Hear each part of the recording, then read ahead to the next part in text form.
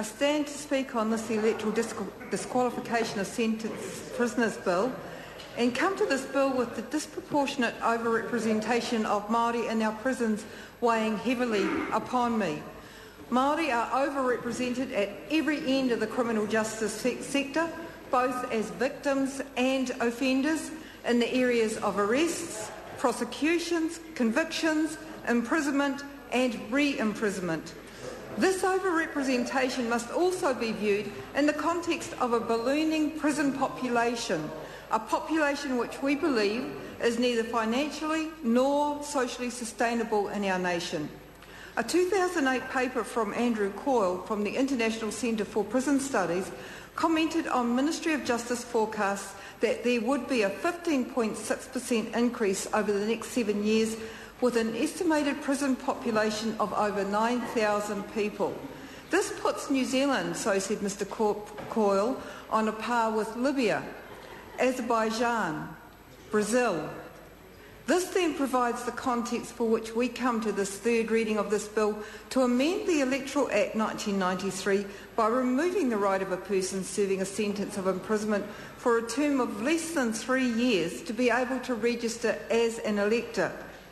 Currently, the prison population is approximately 8,300, with Māori prisoners making up 50.66% of that, or 4,169 of that population.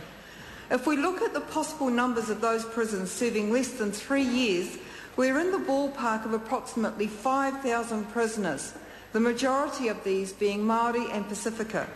These numbers and the grossly disproportionate impact on whānau Māori and Pacifica communities is serious enough in its own right. But it is the principle of democratic representation that we want to raise in our final contribution on this debate.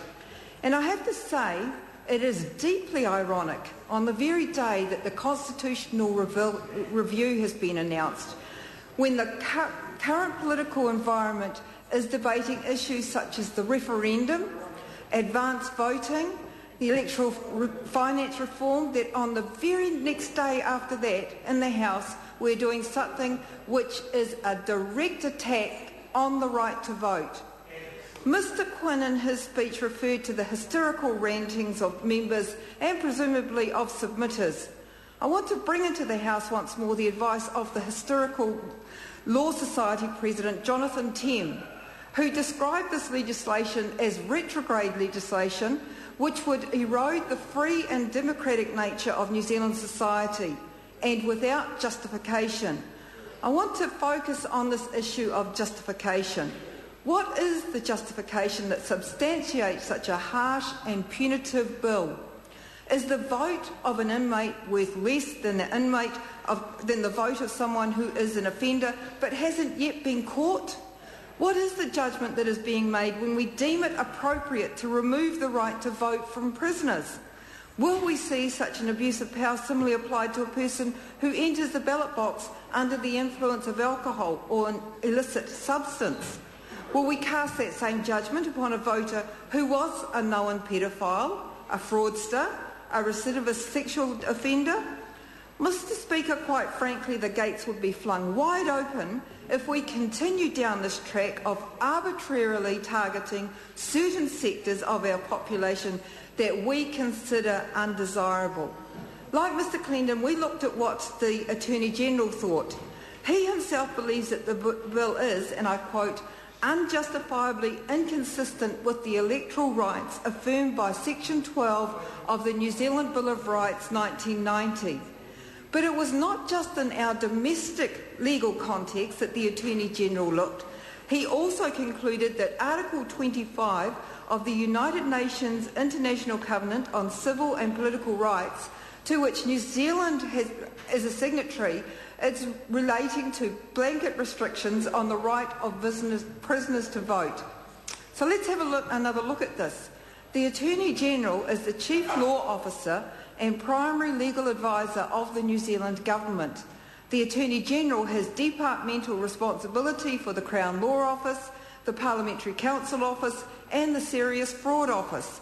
It makes sense then that when the Attorney-General offers advice, one would listen. and yet a listing MP seemingly has more sway and more influence with the national government, whom are willing to follow his lead in establishing a partisan and biased approach to the broader issue of electoral democracy. Mr Speaker, I listened to the speech of Mr Quinn this afternoon regarding the Māori Affairs Select Committee inquiry into the tobacco industry in Aotearoa. He expressed some very positive acknowledgements to our colleague Mr Harawira and the Māori Party for being in step with the key issues of the day. I was heartened by his kind words, and so it defies belief that he can appreciate the value of inclusion and the importance of freedom of expression before the dinner break, and then still proceed to bring this bill to its third reading after the dinner break. As a lawyer, I must admit that I take a passionate interest in the rule of law and the opportunities by which legislation can be enabling. I am committed to a legal system which is participatory and which is just and fair. But if we were to listen to the views of Frances Joychild, a former Law Commissioner, we would see that this bill fails to meet the mark. In her presentation to the Rule of Law conference earlier this year, she told participants that the private member's bill should not be enacted. She said it is not demonstrably justified in a free and democratic society, as it is arbitrary, unfair, disproportionate, and impairs the right to vote more than is reasonably necessary. It poses an unwarranted threat to the health, strength and cohesion of our democratic system of government, upon which we all rely to live in harmony, peace and prosperity. It should not be enacted. Mr Speaker, the Māori Party is astonished that this bill can be supported as good policy, let alone worthy of entering into the statute books. We believe the right to vote is exactly that, not a privilege nor a luxury afforded to those citizens we deem as acceptable. We have some appreciation for the analysis raised by the Royal Commission on the electoral system in 1986, namely that punishment for a serious crime might properly involve a further forfeiture of rights such as the right to vote. But the Commission rejected any suggestion that such restrictions should be applied as a blanket ban on all prisoners. We do not support this bill, and we are extremely sad that as of enactment, the precious right of voting will be another punishment levelled on people already bearing the costs of a punishment they have been served during the court process. It is unjustifiable, it is arbitrary, it is outright targeting of a sector of the population in a way which we cannot abide.